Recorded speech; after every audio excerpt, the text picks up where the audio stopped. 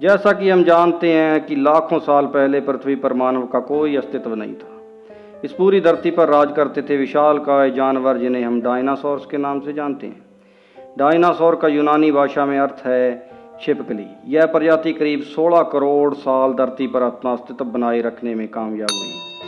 यहाँ मैं आपको बता दूं कि डायनासोर की बहुत सी प्रजातियाँ हुआ करती थी, जिनमें बहुत ही विशालकाय भी हुआ करते थे और बहुत से छोटे भी हुआ करते थे, और बहुत से डायनासोर उड़ भी सकते थे। यहाँ एक और बात बतानी बहुत ज़रूरी है दोस्तों कि सभी डायनासोर मांसाहारी नहीं थे। हालांकि जो सबसे पहले धरती पर जिनका अस्तित्व बना वो डायनासोर मांसाहारी ही थे, लेकिन उसके बाद शाकाहारी प्रजातियां भी बहुत सी डायनासोर की पृथ्वी पर आई। मानव की तुलना अगर डायनासोर से करें तो मानव के मुकाबले डायनासोर ने 64 गुना ज़्यादा समय धरती पर गुजारा है।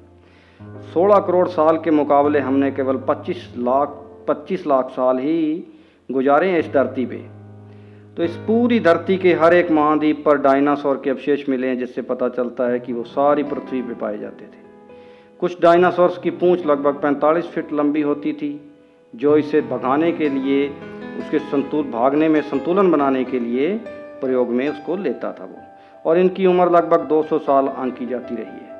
तो यहाँ हमारे दिमाग में एक सवाल उठता है कि पूरी धरती पे पाई जाने वाली ये प्रजाति अचानक विलुप्त कैसे हो गई? आखिर डायनासोर्स मरे कैसे? आज हम जानेंगे इनकी मृत्यु के बारे में। अगर डायनासोर्स यहाँ विलुप्त ना होते तो हम आज धरती पर मानव जीवन संभव नहीं मान सकते थे दोस्तों। तो डायनासोर का अंत बहुत ही भयानक था।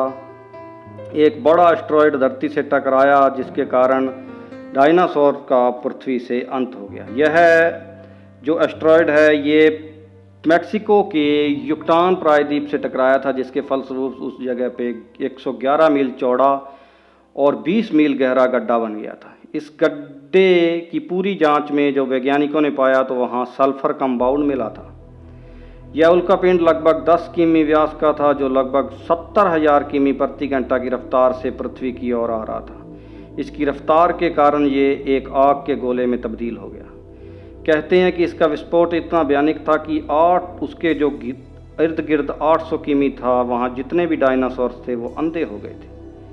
इसके अलावा इसमें लगभग 10 हाइड्रोजन बम जितनी तबाही मचाने की क्षमता थी। इस विस्फोट के बाद लाखों टन धातु उछलकर वायुमंडल में पहुंच गई, जिससे चारों तरफ अंधेरा छा गया।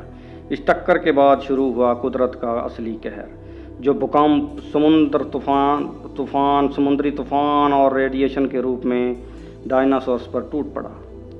40 मिनट के अंतराल के बाद जो धातु और पत्थर वायुमंडल में गए थे वो गुरुत्वाकर्षण की वजह से आग के गोले बनकर दोबारा पृथ्वी पर आने लगे और डायनासोर्स पर बरसने लगे, और इसके साथ ही एक 6000 किमी प्रति घंटे के हिसाब से धूल का तूफान दौड़ने लगा, जिसके रास्ते में जो भी पेड़ पौधा और जीव आया उसका सर्वनाश कर दिया उसने।